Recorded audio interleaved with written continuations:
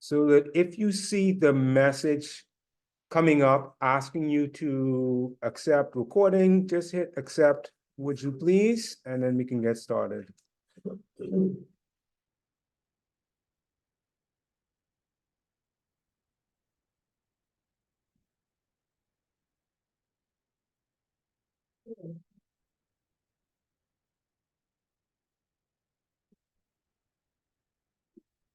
Yes. Yeah, go ahead. Oh, no, I don't want to do that. I'm ready. Okay, how many of you have your laptops or other internet-enabled devices with you? Fantastic. If you, I don't know if you can do it on the phone, but if you want to walk through it with me, because I'm actually gonna take you through the steps where you can go ahead and set up your classes. Sure. If not, as I said, we are recording the meeting, and I'm gonna distribute this to everyone. And I know that Dr. Campbell is also recording with the AI, so the transcript of the meeting will also be recorded. So if you don't have your laptop, not the end of the world. But it's also always good that if you have it and you have to make it ready, come and give you some help right away. I will wait 2 minutes for this gentleman to come back, and in the meantime, I'm gonna let you guys go through and introduce yourselves so I can have a note of who all is here. And I will start with, and just tell us who you are, what you're teaching, and how you plan to use Moodle in your class. Go ahead. Okay, my name is Shalinda Cartwright. I am faculty at School of Nursing. I'm teaching health assessment and pediatric practicum. Okay, So far, I'm using Moodle to not only communicate with the students, but to give announcements, give them all the necessary documents they're gonna need. okay. Yeah, I find that way better than email. Document sharing, communication so far. Full-time or part-time? Full-time. Excellent, excellent. And you're based here at UB or you move back to Brooklyn Groves? No one at Brooklyn Groves, but I thought we opened up the campus again this semester. nobody did. Oh, wow. But we can ask, Dr. Campbell where he is, because he ain't tell me. Oh, So boy. I'm gonna see, I hear in the classroom and I teach him. So you're here for now. Mhm. You teach mostly in this building or No, over in say, there's one in G block, and no, most of my classes in the G block, okay, one fantastic. in the T block. Excellent. Shalinda, great to meet you. Go ahead. Thank you. My name is Tina K. Foster Daly. I am staff at University of the Bahamas, currently teaching pharmacology lab, principals lab, and principals practicum, L2 practicum. Full semester. Yeah. Full time. And I use, I would like to use Moodle because I am still locked out of Moodle. Oh, wow. But I'm kind of familiar with it. I'm very familiar with it, but I Okay. like to use it to do announcements, set my class up as far as uploading, documents and videos and Fantastic. tools that the students would need to be able to use. Okay. As well as submitting assignments. Perfect. Course requirements that I see. So when you say you're locked out of Moodle, when do you go to log in? Oh, well, not locked, I'm in, and my classes aren't out of it yet. Are Dr. they, Campbell said he would have solved it. okay, are they in Banner? Yeah, All right, I'll take a note of that. I will also reach out to OIT to make sure that they and get that sorted out. So, let me just get a note of which classes. It's pharmacology, practicum, pharmacology lab, principals lab, principles. and then, well, the practicum, yeah, the practicum. Yes, All of the courses, if it's in Banner, it should be in Moodle. There are 2 practicum, Okay. Adult too, Principal's practicum. okay. All right, I'll reach out to OITC, they can get that sort of. Like, even the lecturers who are assistant in the other classes, like the integrated lab and stuff, they say they add me to the class as a non-editor, but it ain't showing up. Okay, I'll just check. Oh, I know what probably is the situation. Anyway, I will check it once we get started with Moodle. Some people have been issued with 2 Moodle accounts. Oh. And when you log in, you don't see no classes, right? I see my fall 2023 classes. But you don't see anything for this one. So what happens is that you might have 2 accounts and the classes are put on the other one. All they will need to do then is just merge and you should see everything. Perfect. Go ahead. I didn't get your first name? Interior, okay. Nursing, my faculty, I'm teaching pharmacology, pathophysiology, and nursing practicum. Okay. I'm using Moodle for announcements, uploading PowerPoints, videos, slides, etc. Excellent. So you, I would say one of our somewhat power users. So, go ahead. Yeah, morning, my name is Roger Johnson. Okay. I'm a staff there at the School of Nursing. I'm currently teaching pharmacology, nursing principles, and adult nursing. Morning. I'm basically using it as a communication. Okay. So that I can communicate with the students and keep them up to date on the latest information for the classes, provide like videos for them to watch and so forth. So they are basically creating them to the community, the actual class. Okay. Excellent. Excellent. And your first name is Roger. Roger. R-O-D-G-E-L. R-O-G. R-O-D-D-G. Oh, Yes, D-G. okay. Yes. Excellent. Yes, sir. Good day. Pharmacology is the biggest class. Yeah. It's like four or five sections in. Yeah. Okay. Go ahead. Yes, what are we doing? Introducing yourself, telling me what you teach, how you hope to use Moodle or how you're using Moodle already. Okay, pleasant, good morning, everybody. My name is Christon DeVoe, clinical supervisor here at the University of Bahamas. So this semester, I'm engaged in principles of nursing, lab and practicum, also pharmacology, along with adult nursing. Okay. Medical surgical nursing. Yeah, so how I, plan to use Moodle is to, as a platform to connect the student, to the class virtually. Okay. Posting various, things such as assignments, announcements, etc. To, I guess, facilitate their success through the course. Fantastic, fantastic, excellent. And have you used it as yet, or you are coming in?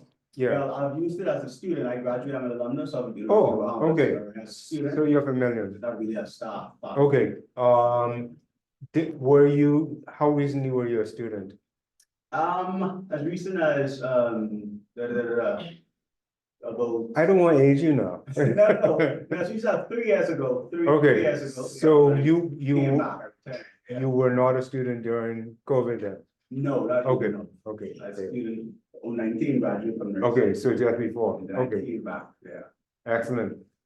Ma, can you go ahead and introduce yourself, please? Justina Knowles. Justina Knowles.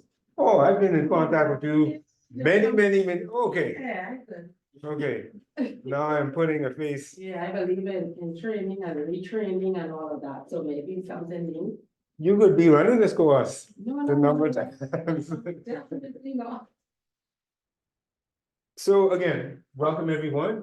Glad to meet you. I'm Dr. Edward Bethel. I'm the Director of Open Learning here, which means I'm in charge of all of our, particularly online learning, but also any kind of technology-enabled learning that we do here at UD. And as such, I'm the point person for Moodle here on campus. So I'm going to take you through from the very basics all the way up to using Moodle as a completely online teaching platform. You can pull from that what works best in your class. Everyone knows how to get into Moodle? If you don't, the easiest way is from our UB homepage. And if you look up on the top, someone is in the chat.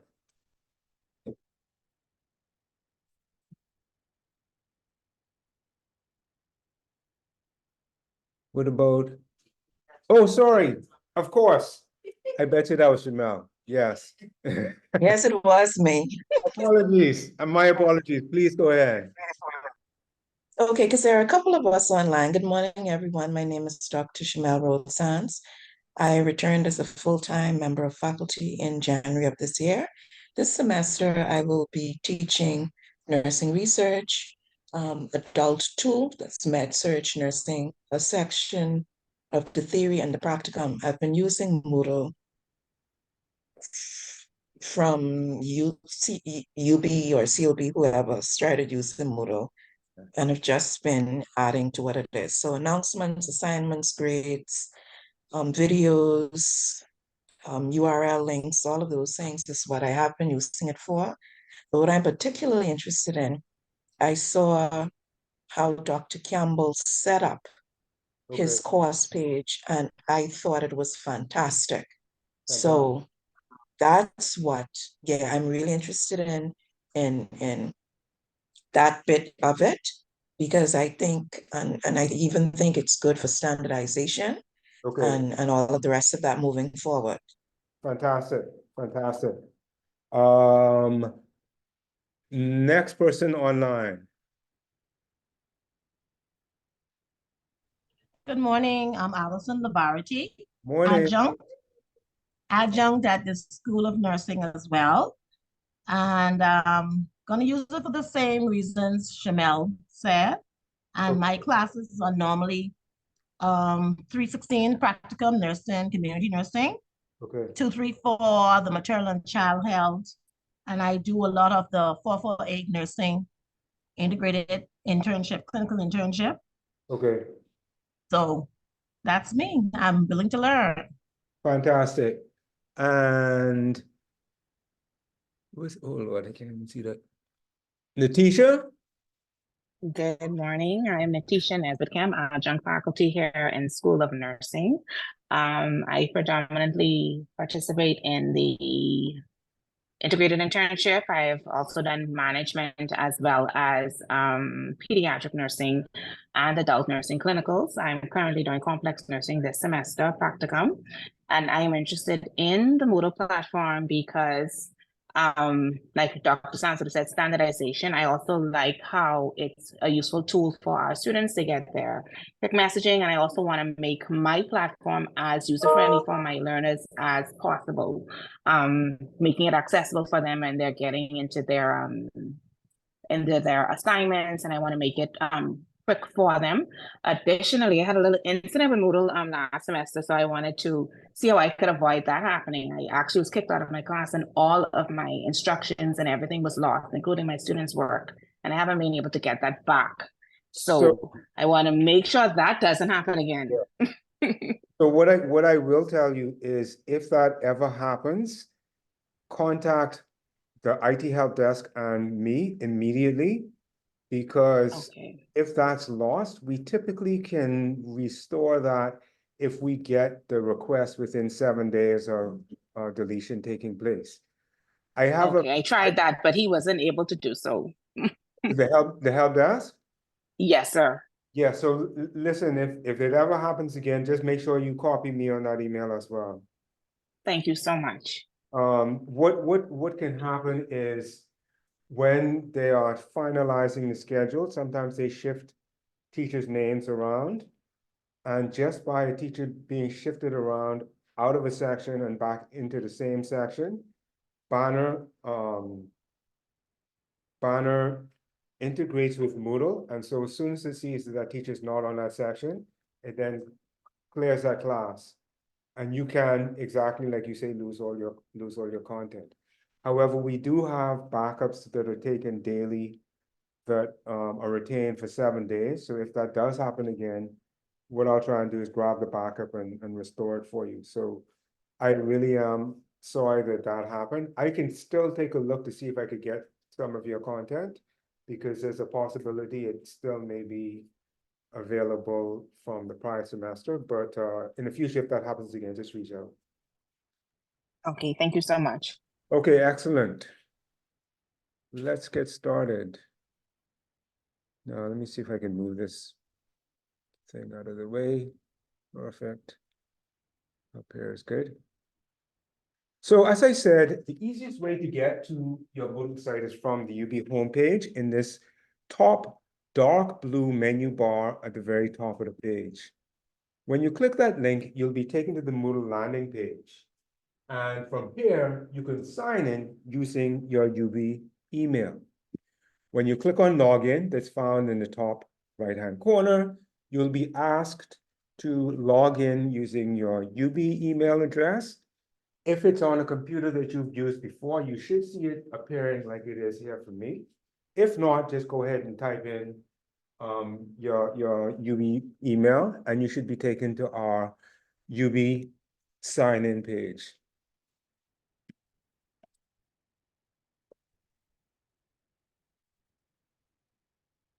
Uh-oh.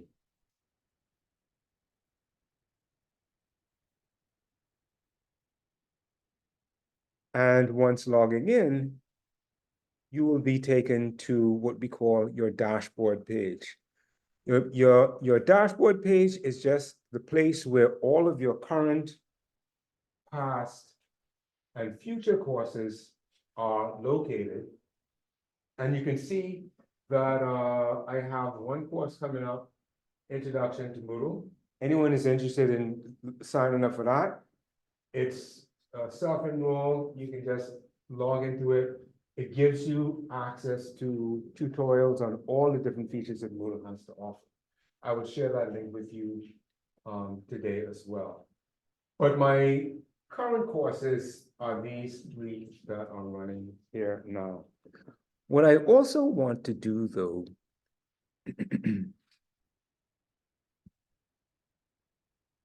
is show you, first of all, what it looks like when Banner sets up your course initially.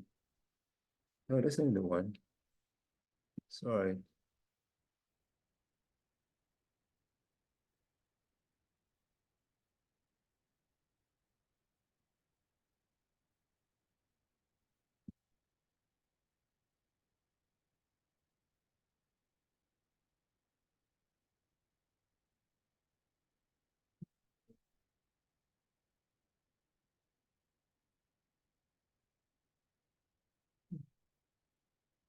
I have too many courses. Let's rearrange this by. It is arrangement. You know what? No, by reason.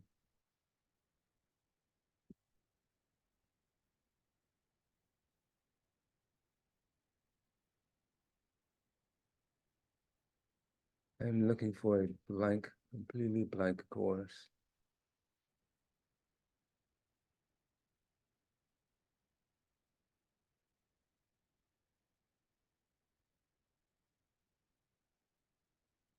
Now, this is another thing that you may also experience if you don't see the course that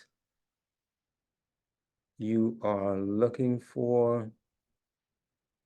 Again, reach out to either me or the IT help desk.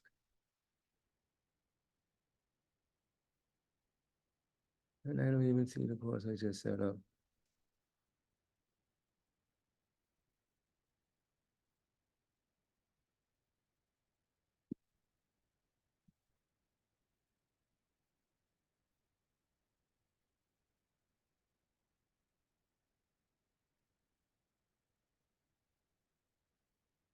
Okay. When you first set, this looks familiar now. This is how your course typically looks when it's first set up. Nothing there, just a series of topics, 1, 2, 3, 4, 5, 6, 7, and 9, etc., etc., etc. The first thing that I want to point out to you is we set this up according to topic because on your course outline, it typically, that's how it looks. However, we found that oftentimes faculty prefer to think about their teaching in terms of their teaching weeks. You can change this from topics to weeks very easily if you want. All you need to do is go up into this settings icon in the top right. Go to edit settings, come in. And if you scroll down, you will see that course format appears. And note it's currently in topics format. I can easily change that to weekly format. And then just go save and display. And now you'll see the course comes up as the weeks. Oh yeah, trust me, everything I do, I'm gonna go over a second time. Just to repeat, initially when your course is set up, it's typically set up using topics, where it says topic 1, topic 2, topic 3. That's because many of our courses, they like to teach according to how it's laid out in the course outline by topic. But I know that many faculty members prefer to teach by weeks. So what we do is we use this settings icon up in the top right. It's a little like star with a hole in the middle of it. Click on that. The first selection is edit settings. And then this will give you a whole variety of things that you can change. But what we want to look at is the course format. And then you just select from this drop down the weekly format. Excuse me. And that will set it up according to the weeks for the course. Okay, everyone good with that? Excellent. But now still that doesn't really help me, because by the looks of it, the only thing I can do here, I could click on these things, but it doesn't help me. Looks like the only thing I can do here is give announcements, because that's the only thing that's coming up as an action that I can do. Well, that's better than nothing, so let's take a look at how you can make announcements. If you want to make an announcement for your course, you just click on the announcements button, add a new topic, give a title for your announcement,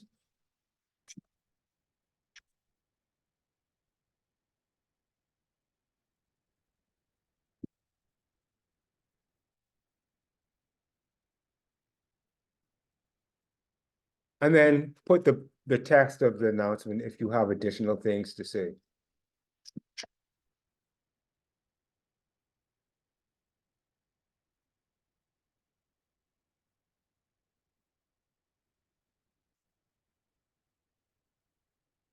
Post.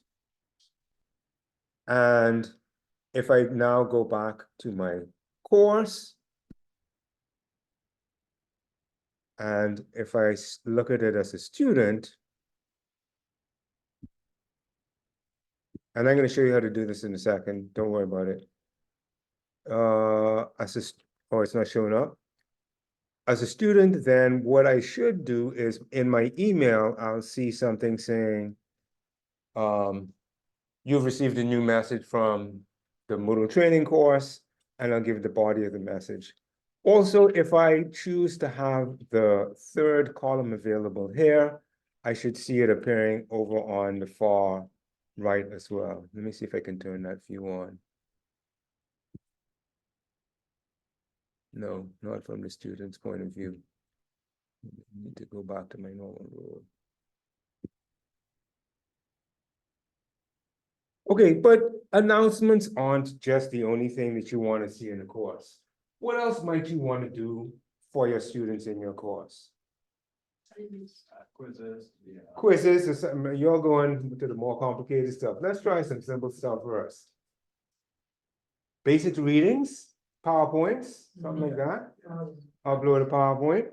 So whenever you want to upload any kind of content to the site, the first thing that you always need to do is go to this blue button in the top right-hand corner called the editing button. This then will allow you to change whatever's on this home page. So I'm going to do that again. Notice when I click turn editing on, what do you see now? All of this here that is allowing you to edit the site. You could even edit this introductory section. Let's say, I don't want to just have announcements up here by myself. I want to say, I want to introduce the students to me, let them know what I look like, maybe put a picture of myself, who I am, this, that, the next thing. So I click on edit section, and it gives me a window where I can actually go in, introduce myself, add videos, add pictures, whatever else. I'm gonna say, I'm Dr. Bethel. I'm gonna make that a heading. Welcome to the course.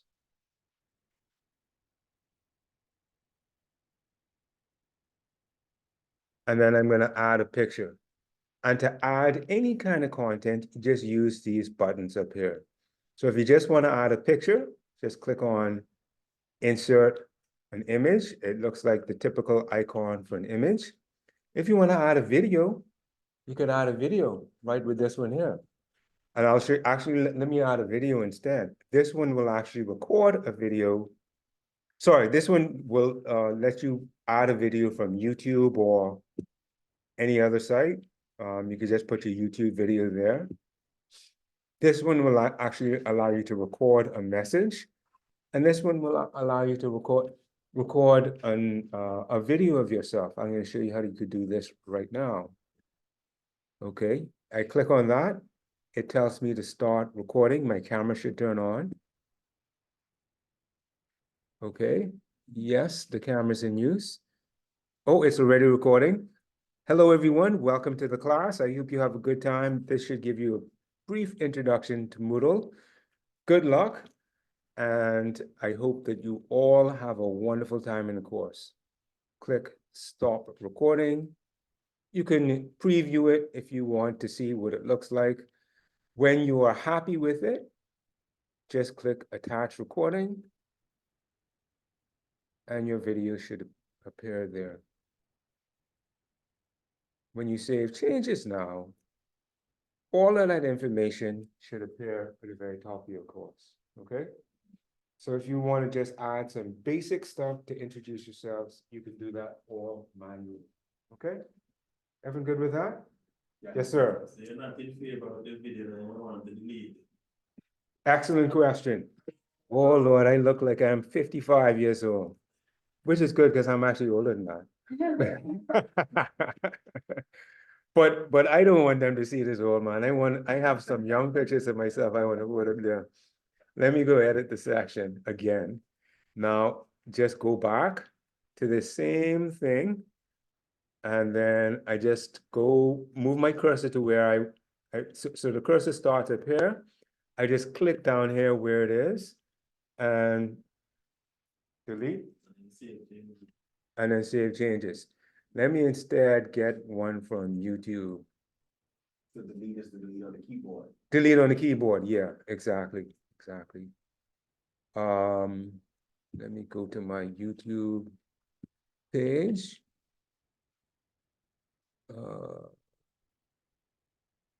My videos.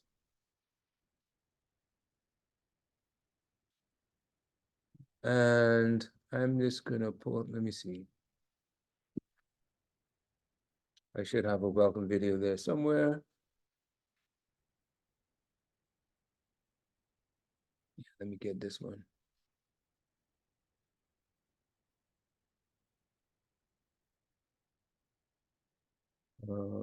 There's the share button. There we go. Copy that. So I got that one there. Now, where's my course homepage? So now instead of using the recorded video through Moodle, I'm going to use a pre-recorded video from YouTube. And now instead of this record video, I'm going to go to this one here and then just paste the YouTube link there, insert. Notice it doesn't show up here, but when I save changes, okay, same thing. So any kind of YouTube content, you can drop into your course just by grabbing a YouTube share link, not just on the button. Any questions about this? If I don't have, if I'm not using YouTube, but say if I have something saved on my computer that I want to upload. Like an MP4? Yeah. Excellent. Good question again. So instead of a YouTube video, let me see if I can upload an MP4 or other type of video file and how that's going to work. So again, I'm gonna delete all of that. But this time now, instead of using the YouTube video, I'm gonna go back to the same insert or edit an audio or video file. But this time, instead of uploading the link, I'm gonna click on Browse Repositories here. I don't have any there in the content bank. What I want to do is upload a file, okay? Choose file from my computer, and it's gonna ask me to search. Now, I'm not gonna go through all of this searching, so I'm just gonna put .mp4. I gotta have an MP4 somewhere in this computer.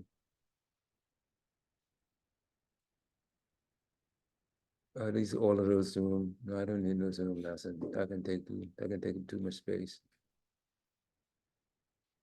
A fight is like a play. Well, that sounds good. Oh yes, Bruce Lee. Can't go wrong with Bruce. Upload this file. It will take a little while to upload it, but then I can insert the media.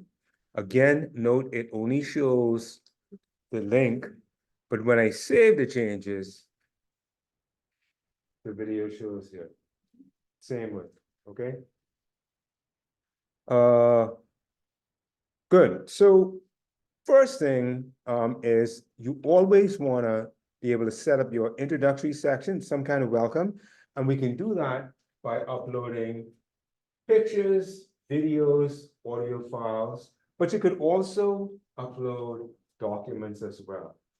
Now, I showed you the long way to upload this video. There's a quicker way that I could upload this video. What I could do instead is just go to a folder on my desktop. Sure. Uh-oh. Now I done it.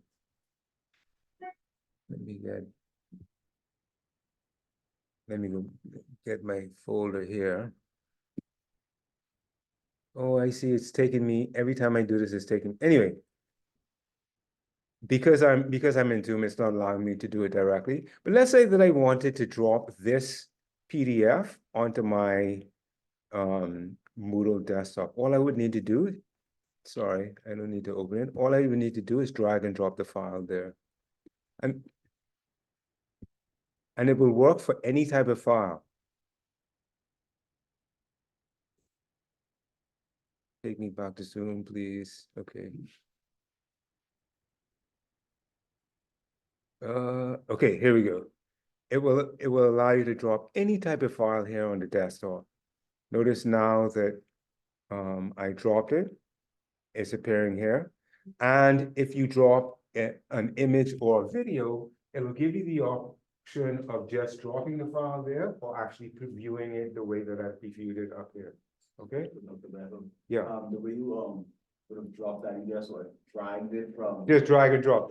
Yeah, because I'm in Zoom, it wouldn't allow me to drag and drop properly. But yeah, that's all you do. Just drag and drop it. And it falls right and it will fall within whatever week or introduction section you put it in. Okay. So if you got that file from another page, another you drag it window. up that page or another window, you Yeah. drag it up that window and then open up another window. You really, so really, if I'm not in Zoom, what should be happening is it will allow me to have my file, my folder window open here. I can just drag it with Moodle in the background, and it will sense that I'm dragging it over that particular page. Yeah, I just had to do that other funny stuff because this window is actually running inside Zoom, not on my desktop. Okay. Good, so this can take a while to build bit by bit by bit. What we have done is, and I'm going to go back to my dashboard, note that whenever you're in Moodle, you can always return to your dashboard by clicking the UB crest up in the corner, top left corner here. What we have also done to help you out so that you don't have to go through and put all these pieces together bit by bit by bit, is we've created a UB course template. And basically what we've done here is put placeholders by all the stuff that is probably a good idea that you should have at the beginning of your course. So a little welcome video, you could replace that with a picture of yourself or your own recording like I just showed you how to do. All the information so that the teachers can see right there. I am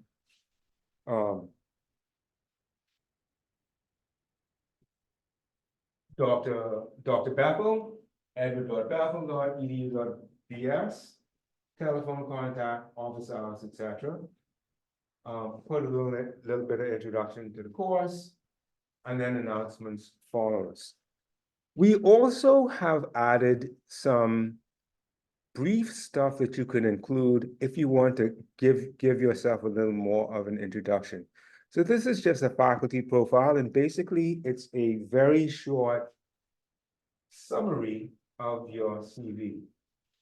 Again, this is not so critical unless you're teaching completely online, but it's there if you want to use it. Just obviously replace the picture, replace his name, replace the title, and customize it to yourself. That actually brings up another question though. If I go back to this course introduction page, I see this next piece of content, but it has a funny icon. Anything like this means that it is a web page. It's a web page built into the Moodle site, okay? How do you edit that? Well, you edit that exactly the same way as you would have edited the welcome section at the top. Edit settings, and you'll see that text window appear just as you saw before. But note that you will have a second one above it. With every Moodle assignment, with every Moodle quiz, with every Moodle page, you always have a description window coming up above it. Because on the home page, this thing does not show with the text. It just shows with a link. Faculty profile, Dr. Taz Libera. This gives you a little bit of a description underneath that. So if I go back to the home page, it says faculty profile, Dr. Taz Libera, and then it gives that description right underneath it. So if I go back to the editing, that's what's going on in this window up here. You can also decide to hide that display for the course homepage as well.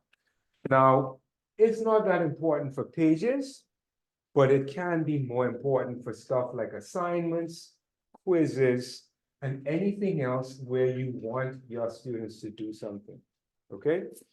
You know what, I don't really need all this stuff about faculty profile and things, so I'm just actually, well, it's hidden from the students, but you know what, I don't want it at all. So what I'm going to do is I'm going to go ahead and delete that altogether.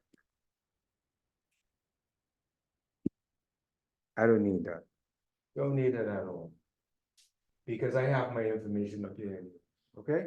So what I just did applies to any type of content or activity on the Moodle homepage. The next thing I would advise, upload your course outline. And I typically, in addition to the course outline, create one of these pages that's called About This Course. The course outline is just the thing that you get from Dr. Campbell this course is about whatever, whatever, whatever, topic 1, topic 2, topic 3, topic 4, topic 5. The course, about this course, what I do in this is put a little more information about how the course works. Like, if you want to tell the students how many assignments they have, what they should be doing in the course, when they should be passing stuff in, percentages for the different types of assignments, whatever the case may be. That's what I typically put on this about this course page. Anything like that. You don't have to do that. You can just use your course outline because a lot of that material is there anyway. Or maybe a syllabus you might have that you've built up in the past that could easily replace this. But I find that it's good to have some kind of document that gives the students some preview of what is going to be expected of them in the course. Okay. PDFs. These getting to know you forms, those are more for completely online course.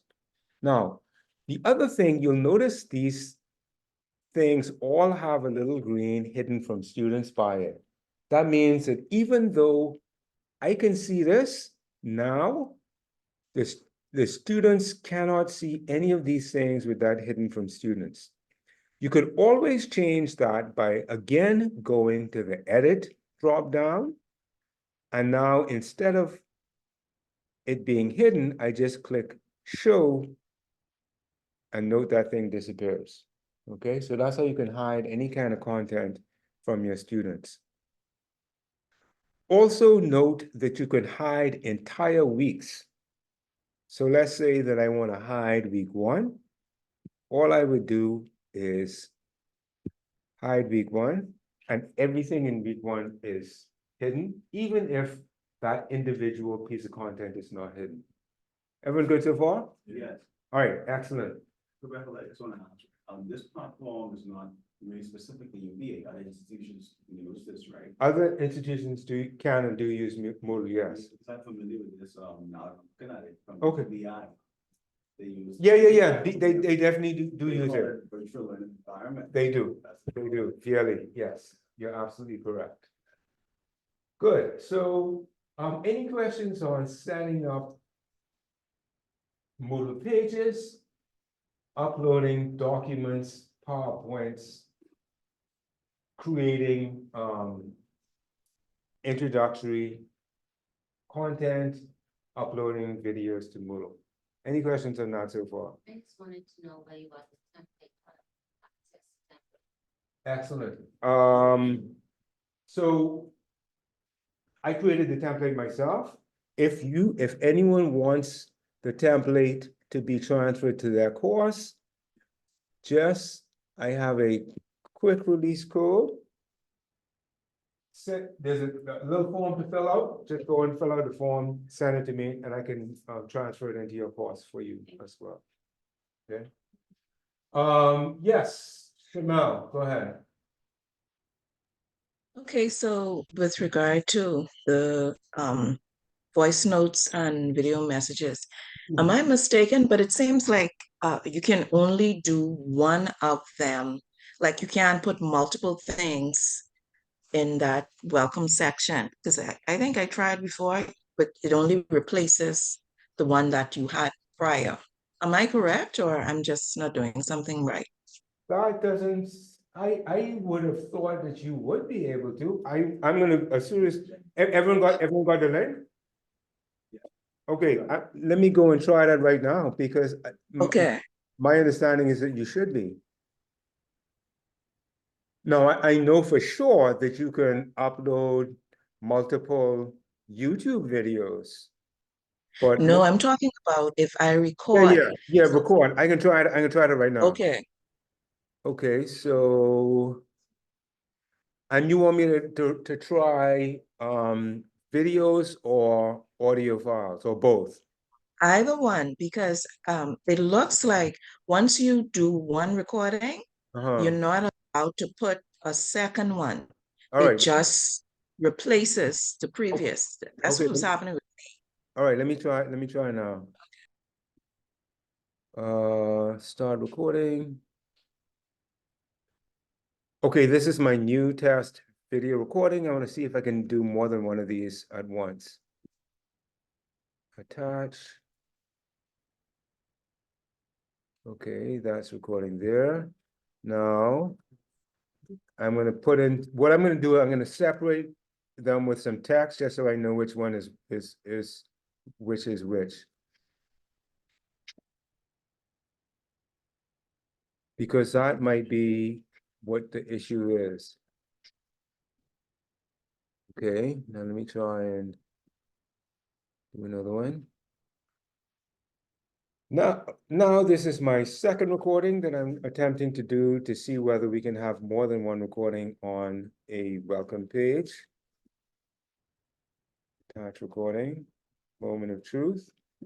It looks as if it is saved. Let me go and save it. And yet they both are saved. What I suggest is whenever you're doing it, make sure you put a line of text in between, because what will happen is if it's on the same line, it will replace it, because this doesn't have a placeholder the same way that the YouTube video does. So if you don't put, like, even actually it doesn't even have to be a line of text. Once you just put a character term in them, yeah. Okay. I suspect that that's what's happening, is it because it's on the same line, it just Okay. it replaces the one that was there before. Okay, thank you. No worries. Anyone else need the QR code again? Okay. Where was that?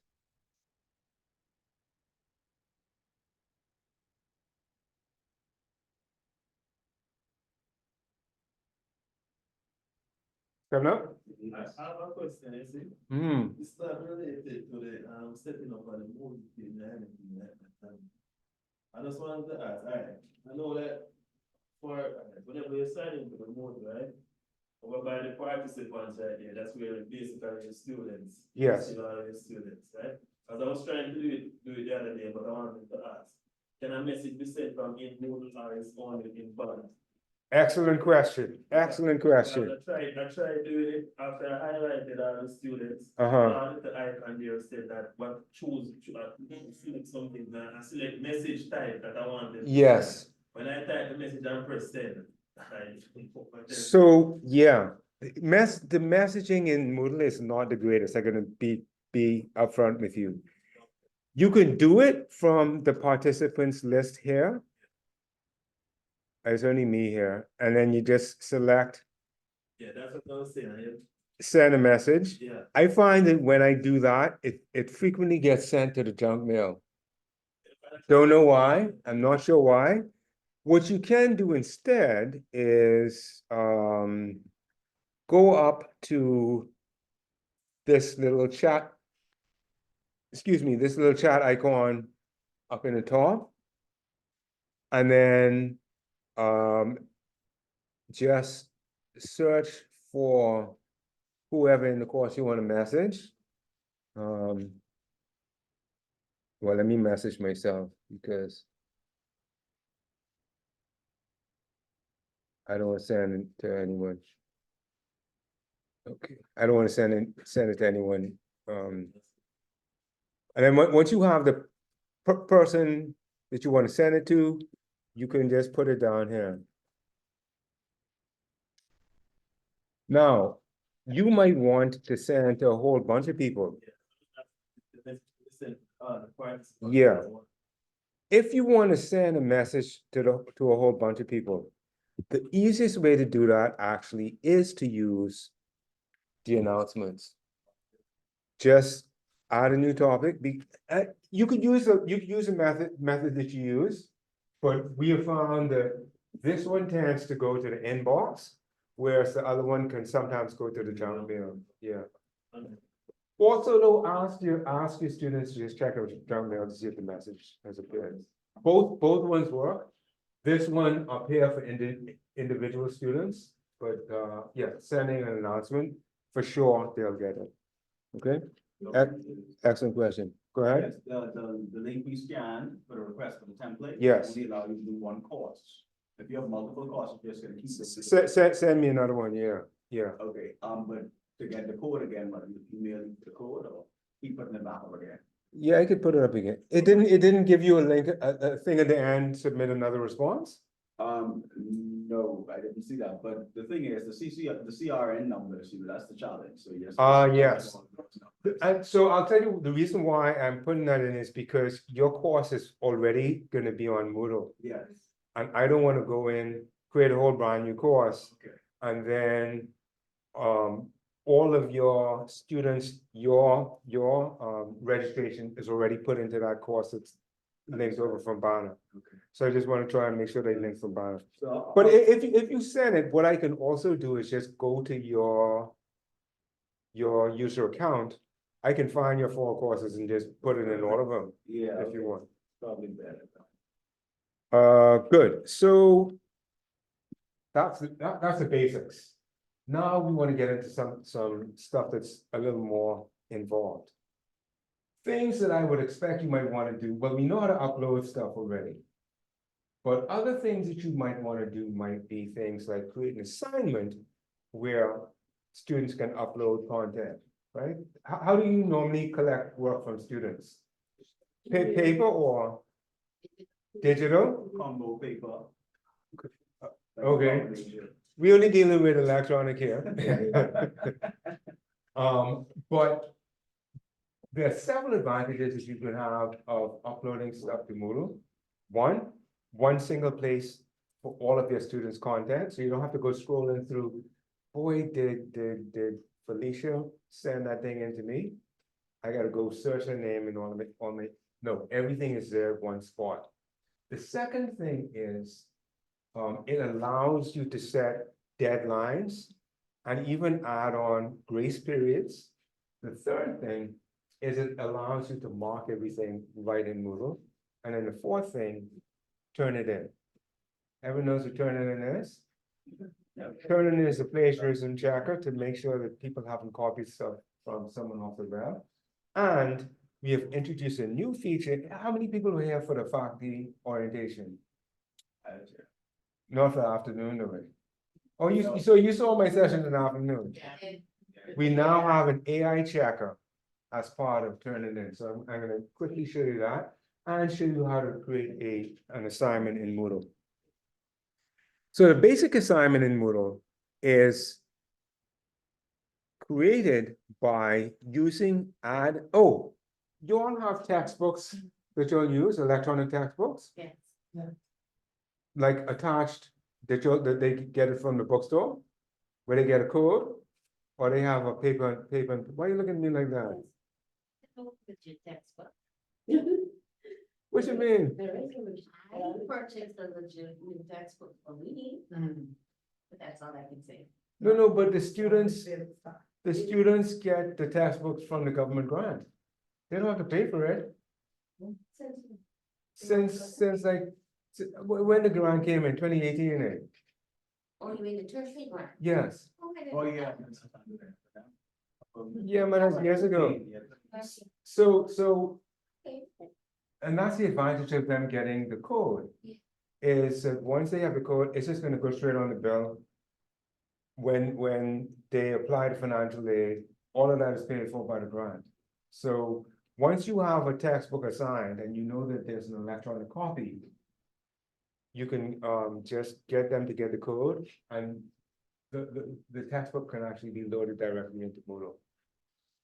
So they would go to chapter 1 to purchase the book and show that they're on the tertiary grant, like how does it? No, once they're in your course and you have adopted that electronic textbook for your course, that automatically gets put onto their bill. And Mrs. Cash at the bookstore emails the code to them. They don't even need to go to the bookstore. And then, let's say that your what textbook do you use? Taylor's. Do you remember the publisher? Yes, tell you right now.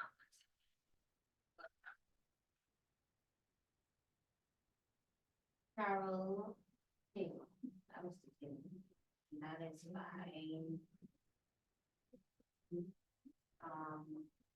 Walter and Poole.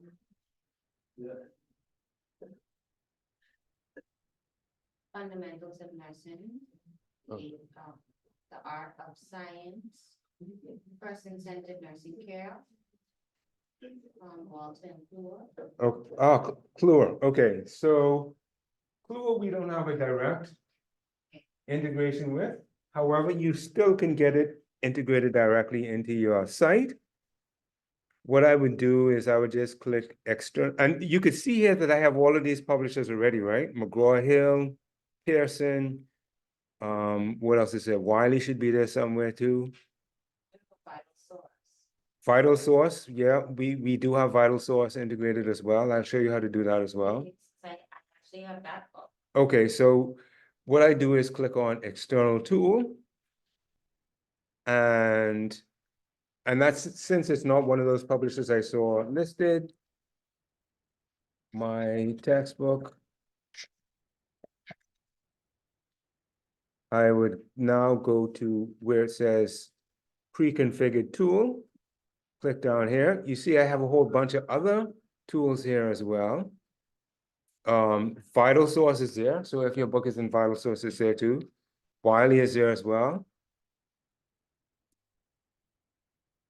And then I would just save this. And I should see my textbook link appearing there. Now I click back into this and it should take me to my Vital Source sign-in page. And it tells me that I do not have any materials associated with this course, but if your book is associated with this course, you can link that directly through Vital Source as well. Even for textbooks that are not linked with a publisher that we have an agreement with, you still can get them uploaded by using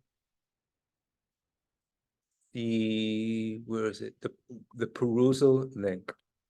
Perusal is a service that allows you to upload content, whether it is free or purchased, and they will arrange for the students to get it through their site as well. Now, I don't want to spend too much time on this because we have whole other workshops directed to each of these different publishers, and I could send you the links to those as well. If anyone here using Cengage, any kind of Cengage textbooks, because we have a Cengage one coming up on the 30th. But anyway, I'll send out a link to Dr. Campbell. So I'm just going to save this. And please don't tell me the internet went.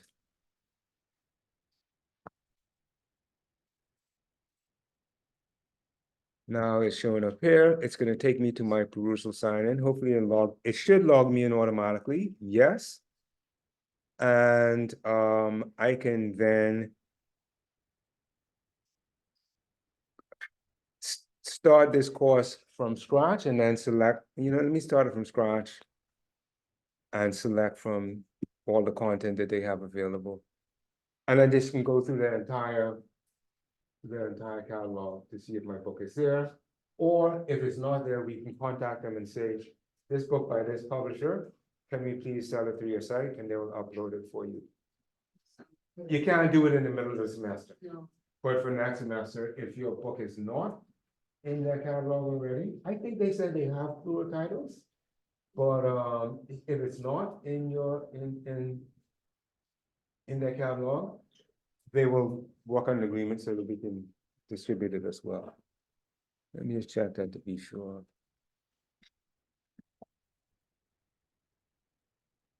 It's Walter's Clue and Heath, right? Yes. So it could be there. Oh wait, what was the specific title? Fundamentals of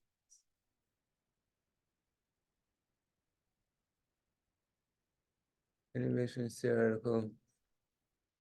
No, it's just these four. So, but because they have Clue as one of their, yeah, it's a very good chance they'd be able to get that title. Anyway, For the event, This is one that yours as well?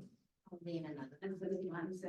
Okay, so yeah, pretty much any title that you have, we can get your textbook embedded into your Moodle course, okay?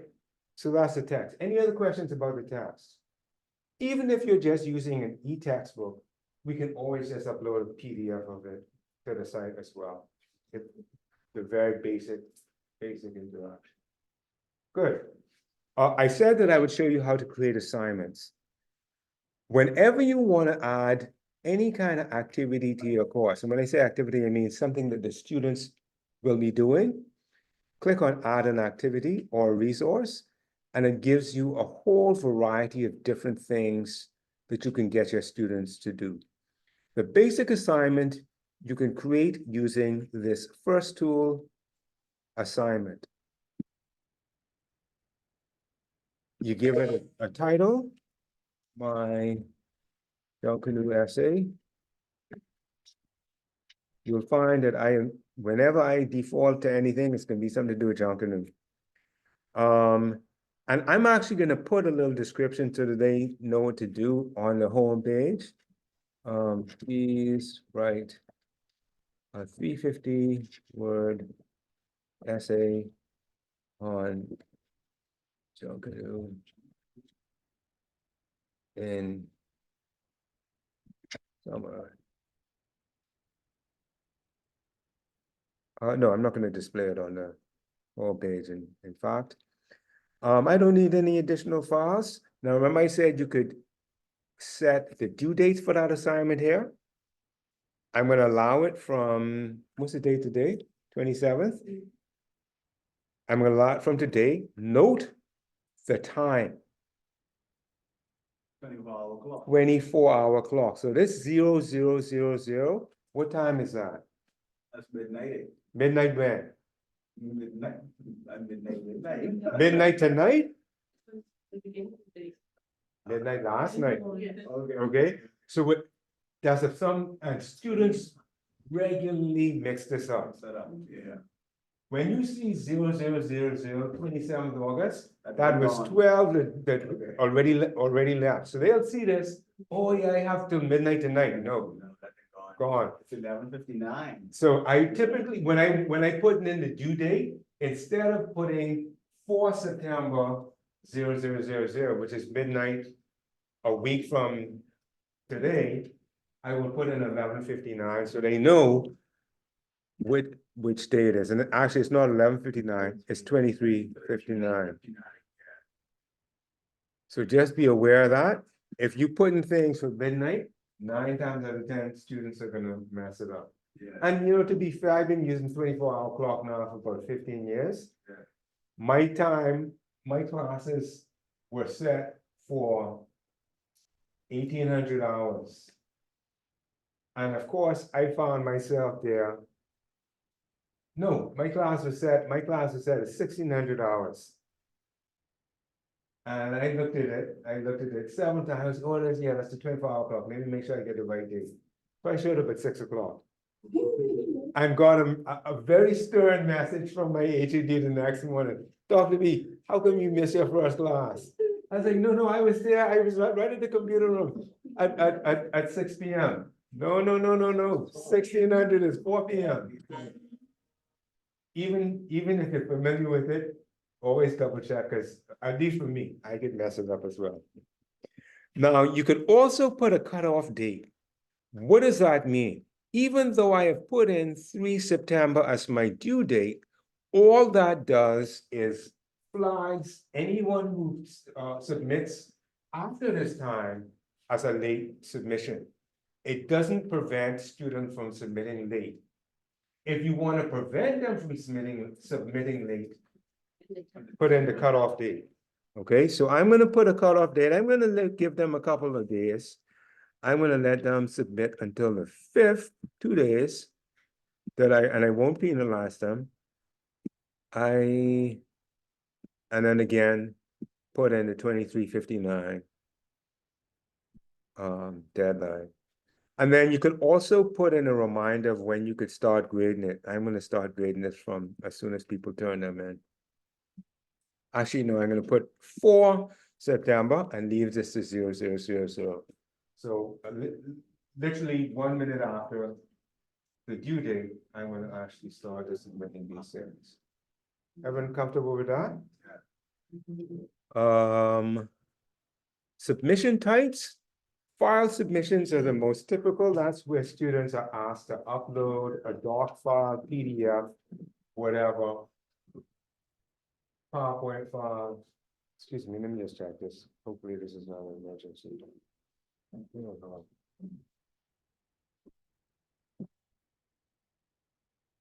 Sometimes I believe my family thinks that I'm just an ATM.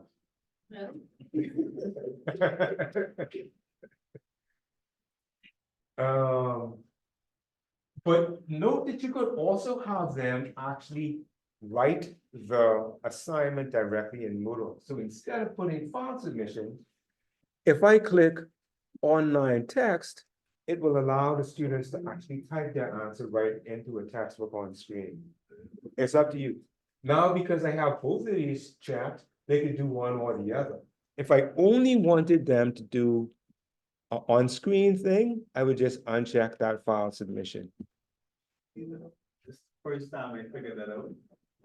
Because I thought of EBI, right? Yes. Using this site, I always wondered why, if I asked the students for file submission, why are they typing the assignment into the platform? I don't want that. It's because of the 7. I didn't even figure that out. If you just want them to submit a file, Wow, just take it off right there. I gotta control that on that. Yeah. How many characters? Files Oh, good question. also be E3. Excellent question. Two really good questions. Let me go to the first one about the number of words. So if I want online text, and I'm not, yeah, if I want online text, sorry, if I want a word limit, I cannot have any file uploads. I have to uncheck this one here. And now I should be able to put in, actually I could put, I should be able to put in the word limit still. No, I could have both, but you have to enable the word limit down here. And since I said 350, I'm gonna give them 50 word grace. So I'm gonna put 400. What that means is that after 400, it's gonna cut them off if they are typing in the text window. Okay, But this would have a maximum too, right? yeah, that's the maximum right there. It doesn't have a minimum. It doesn't have a minimum, yeah. Now, if you want to limit the file types, you can use it here. So I'm gonna choose, and it lists all the different files that you want. Okay, you asking about them uploading MP4s? Just check whatever, yeah, Okay. check whatever you want them to upload. If you leave it blank, then they can upload any kind of file.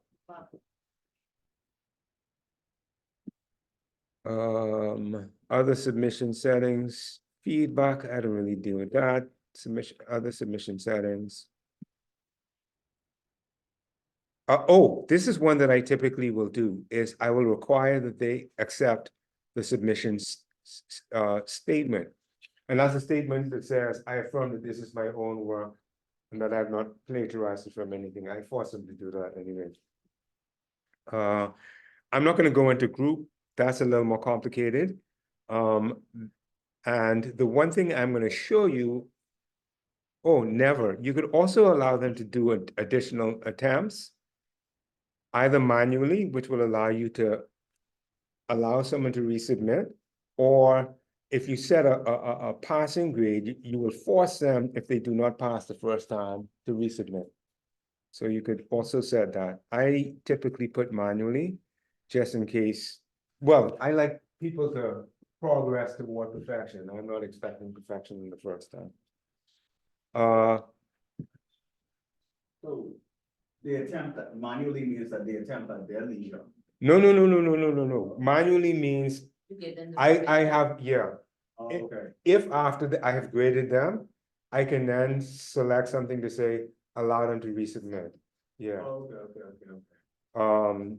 And then because I put unlimited, that could go on forever and ever and ever. You could set that to 3, 4, 5, 2, whatever you want. So when you select allow them to resubmit, it will Mhm. send the student a message.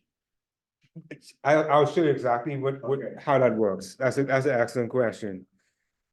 Just one thing I wanted to quickly show you. I'm not going to go into it in depth now. I have some videos on this that I will share with you as well.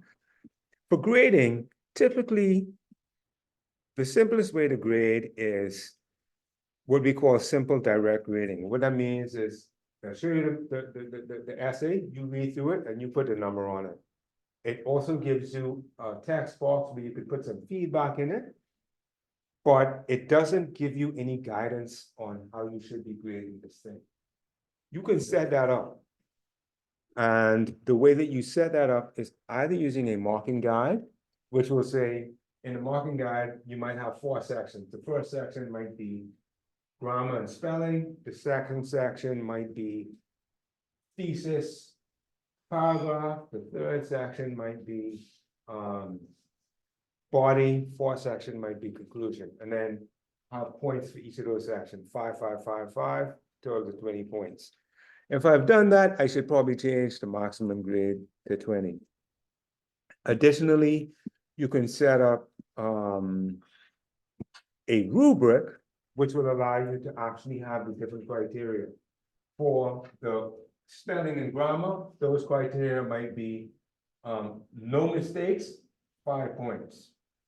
Up to 3 spelling and grammar, 4 points.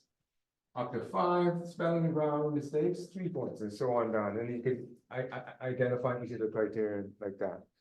One of the beautiful things about using the rubric is when you come to grade it, all you got to do is just click on the boxes. And then it will give you the total score, and you can still put the feedback in, okay? Again, we don't really have a lot of time to go into exactly how you set that up. I do have videos on all of those that I'm going to share with you. I will show you how it works though, because you'll look like you want to try this one out. It don't take long to set up. And then when you're done, oh, this one is also, well, this is only really student activity completion. This is good if you want the students to be able to go back and check to see whether what they're missing. Because I don't know about y'all, but I know that coming up to midterm, all my students always, Dr. B, what work am I missing? Can I make it up? Da, da, da, da, da. Now, you all might have policies where they can't make it up anyway, so you need not to worry about this. If you miss it, you miss it. But if you want them to be able to go back and check themselves, you can have show activities complete when conditions are met, and then just say, student must have received a grade, for example, or they must make a submission, something like that. And then it won't show us complete unless these criteria are met. And they can check that for themselves. They don't have to bother you about whether the thing is done. Good, so let me just quickly go into show you what these things look like. What do I want to do?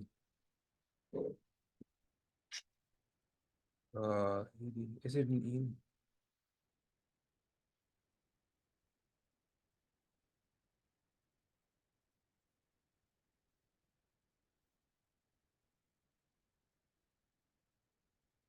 This one of my classes here. Okay. So yeah, this is a simple one. So we can look at this one. Good. So how we grade this using I think this has a marking guide. I can show you the rubric as well. So this is the real advantage of setting up through Moodle. Once you set it up, when you click on it, it takes you to the grading page. You can either view all the submissions, which will show me basically a spreadsheet to show me who has passed it in. Note here, this one submitted it, but because they submitted it late, it tells me that how late the thing is submitted. Oh, I see. This is the resubmission they did. Okay, I must have reopened that for them. But you can see all the people who passed the work in and when they passed it in. Additionally, instead of just viewing all the submission, I could go ahead and straight grade the people's assignment. And what will happen is their work will show in the window here.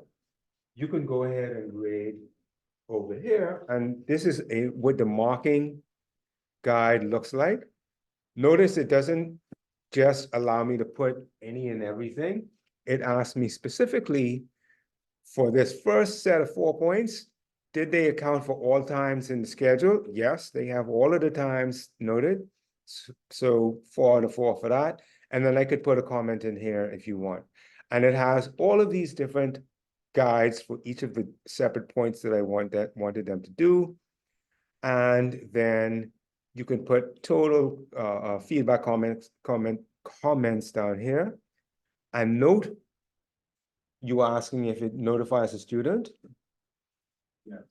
As a checkbox that you can check. Once that is checked, as soon as I click save, a message will be sent to the student. Your work has been graded.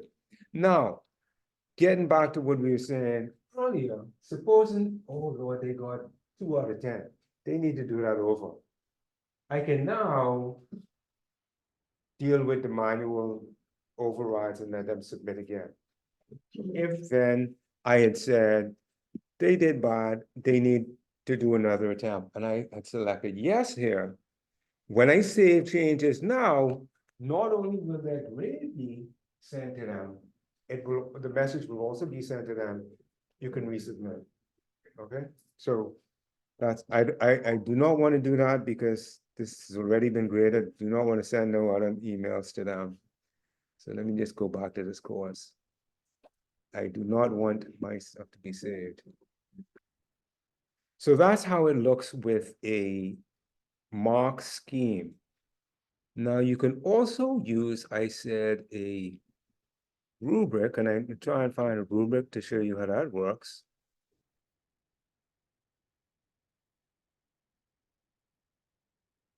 That's a journal entry. Here we go, teaching philosophy. I think I used a rubric on that. If I go now to grade this, I should see a little rubric appearing here in the corner here. They have their, well, this is their e-portfolio. I would have to click the link for it to open up. But to grade this, I just hover over the appropriate criteria and select to grade them on that. If it looks a little small, you can maximize it by using the zoom in, and now I can access the the rubric much more easily like that. Also, I could use one of these selections down here to either see the entire assignment, see them side by side, or just see the rubric down below. And then I can actually link to the document by clicking the link up here. So that's what the rubric looks like.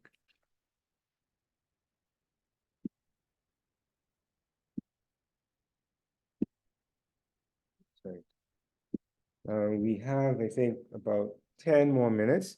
The last thing that I wanted to do is show you a Turnitin assignment. Did y'all want to see how to do that, or? Okay, so let me go back to my.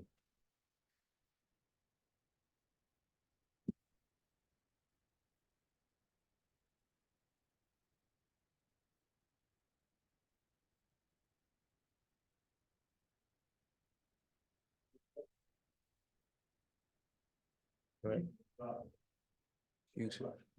Future courses.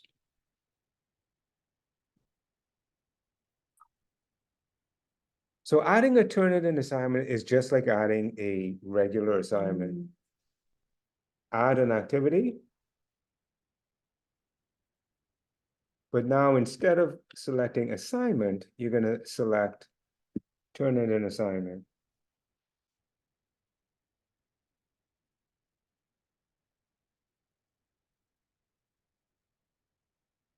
When you do that, again, you're going to be taken to the title and description.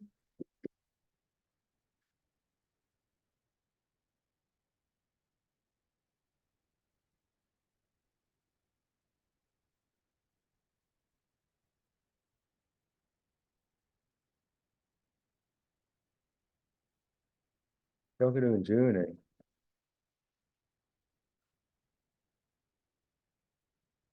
And I'm going to display this on a homepage.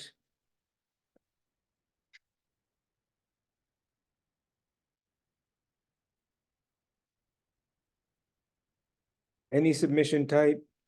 So again, you can decide whether you want a file upload or just a text submission, either way. I'm going to leave it as any number of parts, just one. If you have several different parts here, Simon, then you can select more than one. I typically don't need more. Site upload allows submissions of any file type. Note that the default here is no, because they don't want you to have students submitting MP4s. This only works for text documents. It doesn't work for videos, audio files, etc. Display similarity reports to students. The default here is no. In other words, when you get back that that document has 20% matched to something on the internet, that will not show automatically to students. That's for your information only. And then finally, show grades as fractions, 89 out of 100. Yeah, I'm fine with that. Yes, automatically refresh. Absolutely. So as soon as different students upload, it will automatically be refreshed. Same kind of thing, except I'm going to set from 10 o'clock. And again, with the 24-hour time, it should be the deadline set to 23:59. Post date should be at least the same or later than the due date. Similarity report options. You can just accept the default things. I generally don't change it. You can, the main thing that people may have a question about is whether they want to exclude quoted material. Up to you. And then what else? Grade mark options allow you to create a rubric and turn it in as well. Setting up the rubric and turning it in is a little more complicated. I've also done a video on that. You don't have time to go over it now, but it will allow you to create a rubric in there as well. There are also some saved rubrics that you can use once you have created a rubric before, and then now go in and save. I'm going to save and display just to show you what the window will look like once done. And what will happen is you'll see the student's name down here and whether they have a similarity report at the bottom here. Really quickly, I do have one that's completed. Go ahead, Shamal, so that you can take a look at what that Oh, looks no. like. Okay, if you're gonna show one, because I have there, even though you get the similarity reports and all the rest of it, I think faculty and staff need to be aware that they still need to use their judgment Yes. based on, you see, based on, because if all of the students are copying, say, the instructions for the work, right, then that counts toward the similarity report. Absolutely. You see, so there are certain things that you have to be mindful of. You just can't, it may say 40%, but you can't jump on that to say that, because if everybody has the same instructions, that you need to discount that portion of the report because that's to be expected. Just things like that. Yeah, the Turnitin report should never be used as an automatic grading tool. It is a guide for you to let you know what they have found by their algorithms. Okay, so that as Dr. Sands just said, use that to make a common sense judgment on what you on what you want to do with grading it. So let's take a look at this Turnitin assignment that I have here. So I have these two students who have turned work in. You'll see on the first one, there's a similarity report, 18%. That's a little bit high. Let me see what's going on with that. So I go to the similarity report, and what it will do for the similarity report is show me exactly what portions of that document they found on the internet. So I'll see it here, and I can actually go to this 18%, and it'll tell me exactly where that thing was found. Scroll down to the second one. Taking a little time to load. Sorry, I will actually need to scroll physically down to the second one. No, this is the first one, that's from the Tribune. Oh, this is the one, the second one here was the one that's from, oh, a student's paper earlier. Okay, good. And that's a good point. That's a good point to note as well. You're gonna get similarity reports, not just from stuff on the internet, but also from other work that has been submitted to Turnitin in the past. Okay. So I think I used this exact same example before. And so they're telling me this is found in someone else's paper that was submitted to the College of the Bahamas. Years ago. Yeah, some time So ago. I have a Go ahead. question, like, could the similarity report, like from another student's work, ever reach to 100%? Like it's the exact same thing? The Yes, students are yes, doing, so just some- change the name. Yeah. I mean, and I, so you laugh, but I think that that's something that you need to talk about students with, because they will say, listen, this is my own work. I didn't plagiarize this. I did this. But what they're not aware of is that unless they discuss it with you beforehand, they should not be submitting one piece of work to multiple classes. In their mind, I'm just being efficient. Yes. You know what I'm saying? Whereas if you want them to do something original for your class, you need to explain to them that if this is something that you have already done before, you cannot submit it as an original work for your class. Yeah. So that's the originality report for this class. The work would have had to been, or have to be run through, turn it in order to be on record Yes, first. yeah, exactly. And the faculty does the running to turn it in. Once you set it up as a Turnitin assignment, it automatically will go to that database, yeah. Okay. Note down here, you see something else, the AI. And when I click there, it's showing me 0%. So Turnitin is not picking up any of this to have been pulled from an AI engine. However, when I go back to my next student and I say, oh, test user, look like they did their work themselves. They are good to go, 0%.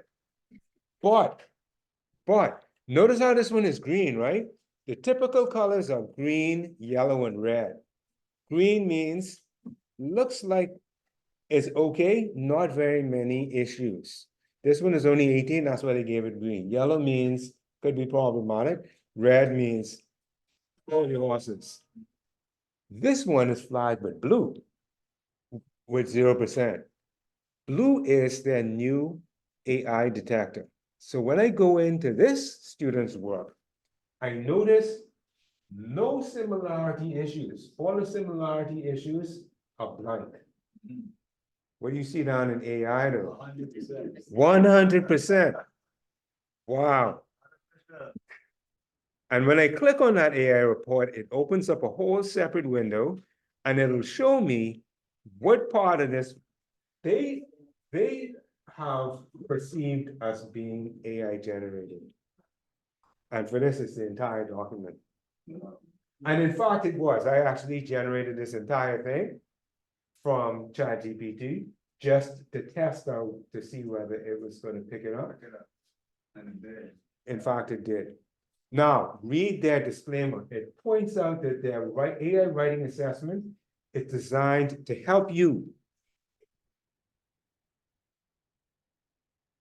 To help you identify texts that might be generated by AI. They may not always be accurate. there's certain conditions or there's certain times when student work can be flagged as AI, but it's not necessarily AI. And it's not necessarily AI. But there are also situations where it will not flag it as AI, but it's actually AI generated. One way that students can beat the AI generator is if they take 10 of their past papers, upload them into ChatGPT, and then do their chat prompt and say, write in the style of the 10 papers I just uploaded.